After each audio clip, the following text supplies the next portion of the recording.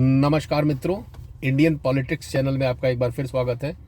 आज हम बात करेंगे दिल्ली चुनाव की और खासकर केजरीवाल की, आम आदमी पार्टी की, जो लगातार 3 बार कहिए, पहली बार में उन्होंने कांग्रेस के साथ गठबंधन किया था, फिर गठबंधन कुछ दिन बाद वापस ले लिया, फिर आए और उसके बाद अच्छी बहुमत के साथ 68 सीट के साथ उन्होंने दिल्ली में अपनी सरकार बनाई। उसके बाद 2020 में उनके 8 सीटों का नुकसान हुआ, लेकिन 62 सीटों की एक बम्पर बहुमत के बाद उन्होंने फिर चुनाव जीता और सरकार बनाई। लेकिन 2025 के चुनाव में जो परिस्थितियां चल रही है, एक्चुअल है क्या? आज हम इस पे करेंगे कि केजरीवाल के लिए ये चुनाव कितना मुश्किलों से भरा हुआ है। इसमें केजरीवाल के लिए बहुत मुश्किल है विधानसभा, नई दिल्ली विधानसभा सीट पे चुनाव जीतना। अगर वो जीत जाते हैं तो अपने आप में एक बहुत बड़ा कमाल करेंगे केजरीवाल, और अगर हारते हैं तो उनकी पॉलिटिक्स पे बहुत ही निगेटिव असर पड़ेगा। बात करते हैं वोट संख्या के मामले में, तो यहाँ पे तकरीबन ये 1,60,000 के आसपास वोट थे, और अब जो बढ़ के 1,90,000 के आसपास हो गए हैं। और यहाँ पे जो इनकी टक्कर है वो टक्कर सीधी सीधी प्रवेश वर्मा, जो साहिब सिंह वर्मा के बेटे हैं, उनसे बीजेपी के ये प्रत्याशी हैं, उनसे उनकी टक्कर है। और दूसरी तरफ त्रिकोणीय मुकाबला इसलिए हो गया कि एक और पूर्व मुख्यमंत्री शीला दीक्षित के बेटे संदीप दीक्षित भी इसी सीट पे अपनी किस्मत आजमा रहे हैं।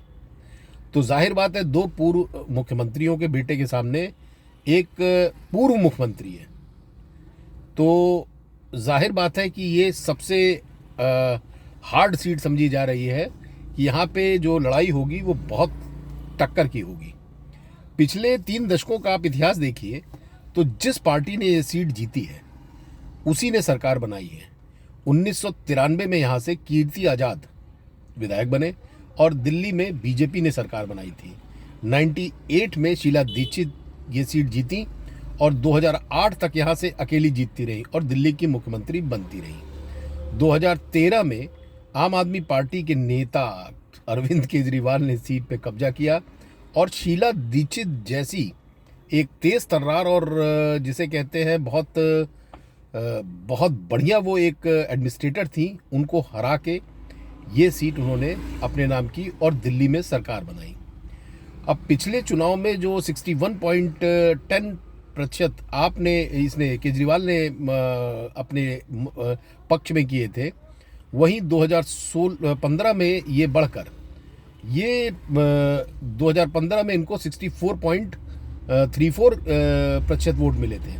13 में केजरीवाल जब पहली बार चुने गए थे, तो देखिए आप जरा, जब पहली बार चुने गए थे तब उनको 53% मिले थे, और उसके बाद 2013 की बात करें तो 53.46, यानी केजरीवाल लगभग लगातार 3 विधानसभा चुनाव में अपनी सीट पर 50% से अधिक वोट पा रहे हैं और बढ़ा है प्रतिशत।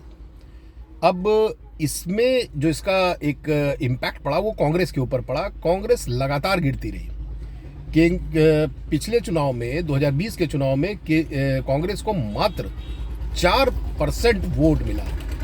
मतलब जमानतें जब्त हुई थी लगातार, काफ़ी सीटों पे जमानतें जब्त हो गई और किसी भी सीट पे वो ऐसा नहीं रहा कि वो कहीं फाइट में नजर आए हों। और अब बात करें सीटों के समीकरण की, नई दिल्ली सीट की जो है, हम उस पर बात करेंगे। केजरीवाल आज हमारा मेन है। यहाँ देखिए, मैंने आपको बताया 1.46 लाख, 1,46,000 मतदाता थे 2020 में, जो पिछला चुनाव था। ये संख्या अब तकरीबन 1,90,000 हो गई। अब आप देखिए, यहाँ से तकरीबन 44,000 वोटर बढ़े हैं। यहाँ पे चूंकि सारे गवर्नमेंट ऑफिसेज हैं, यहाँ सरकारी कर्मचारियों के क्वार्टर्स बहुत है, और इस विधानसभा में जो ओबीसी है और जो एससी है उसकी बहुत ज़्यादा संख्या है। जातिगत आंकड़ा तो उपलब्ध नहीं, लेकिन वाल्मीकि मतदाता जो बताते हैं, वाल्मीकि मतदाता यहाँ सबसे बड़ी तादाद में है। इसके बाद इस सीट पर धोबी समुदाय से जो मतदाता है वो आते हैं।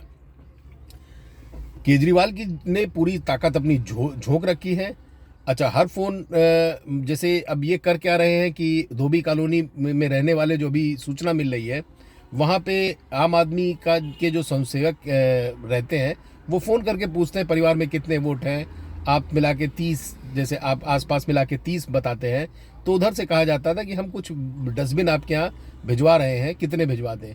व्यक्ति 2 डस्टबिन की माँगता था, उसे 4 डस्टबिन भेजने को कहा जाता था। मतलब बातों को एक बीबीसी करस्पॉन्डेंट ने पूरा सुना और फ़ोन के दौरान जो उनके वो हैं सारे जो लोग हैं वो इस पे लग गए। ये काम जो है ये बहुत ही निचले लेवल तक हुआ है और बहुत डस्टबिन बांटे गए हैं। बीजेपी के जो प्रवेश वर्मा हैं, उनके पास पूरी ताकत है, संसाधन है, जाहिर बात है सत्ता केंद्र में उनकी है और सत्ता चूंकि दिल्ली महत्वपूर्ण इसलिए हो जाता है कि देश की राजधानी है और सबसे छोटी विधानसभा है, 70 सीट, सबसे छोटी विधानसभा देश की यही है। प्रवेश वर्मा को जो सरकारी मकान मिला है उसमें 25 दिसंबर को कुछ महिलाएं गारंटी कार्ड और 11 से 100 रुपए लेके निकली थी। तब आम आदमी पार्टी ने इस पर खूब हंगामा किया था। इन आरोपों को खारिज कर दिया उन्होंने कहा हम पिताजी के नाम से अपने एनजीओ चलाते हैं और ये पैसा सारा एनजीओ के खाते से निकला है। अब ये एक जांच का विषय कि खाते से क्या था, लेकिन कोई जांच हुई नहीं, कोई उसके उनके खिलाफ ना चुनाव आयोग ने कार्रवाई की। उधर आम आदमी पार्टी और जो बीजेपी है, दोनों मतदाताओं को अपनी तरफ आकर्षित करने के लिए तरह तरह के प्रयत्न कर रहे हैं और मजबूत मुकाबला कर रहे हैं एक दूसरे को, चूंकि सारे विवाद इन्हीं दोनों के बीच में हो रहे हैं, आरोप प्रत्यारोप भी इन्हीं के बीच में हो रहे हैं। अब बात करते हैं मैदान में संदीप दीक्षित। संदीप दीक्षित एक पढ़े लिखे व्यक्ति हैं। जाहिर बात है कि अरविंद केजरीवाल एक पूर्व IRS अधिकारी रहे हैं रेवेन्यू के, और जो प्रवेश वर्मा है उनके पीछे बहुत बड़ा राजनीतिक बैकग्राउंड है। अब जाहिर बात है कि अरविंद केजरीवाल से जब पूछा गया तो उन्होंने अपने आप को आम आदमी का बेटा बताते हुए कहा मेरे सामने 2 मुख्यमंत्रियों के बेटे हैं और जनता आम आदमी पार्टी के बेटे को चुनेगी। अब बात करते हैं निर्णायक कौन होगा इस सीट पे। जो हमने आपको पहले बताया, वाल्मीकि और धोबी समुदाय बहुत है, बड़ी तादाद में, बड़े बड़े बंगले हैं, सरकारी कर्मचारी वहाँ पे जो मेड हैं और इस टाइप के जो सबसे लोअर कैटेगरी के लोग रहते हैं वो सबसे ज़्यादा हैं। वो सरकारी सुविधाओं का चूँकि केजरीवाल ने इतनी घोषणाएं की हैं और उनको मिल भी रहा है, फ्री बस है और आपका पानी है, बिजली है, इन सब पे लोग अभी उनकी सुविधाएं तो ले रहे हैं, लेकिन इस बार उनका भी मन, कुछ लोगों का 1% ऐसा है, कुछ लोगों का 100 में से 30% ऐसे हैं जो बदलना चाहते हैं। एक एनालिसिस है कि मुकाबला इतना कड़ा है कि कोई भी इस चुनाव को जीत सकता है। ये संदीप दीक्षित यहाँ से है, केजरीवाल और प्रवेश वर्मा को उतार कर इन्होंने केजरीवाल की जो सीट है वो ऐसे कैंडिडेट उतारे हैं कि ये फंस गई है सीट।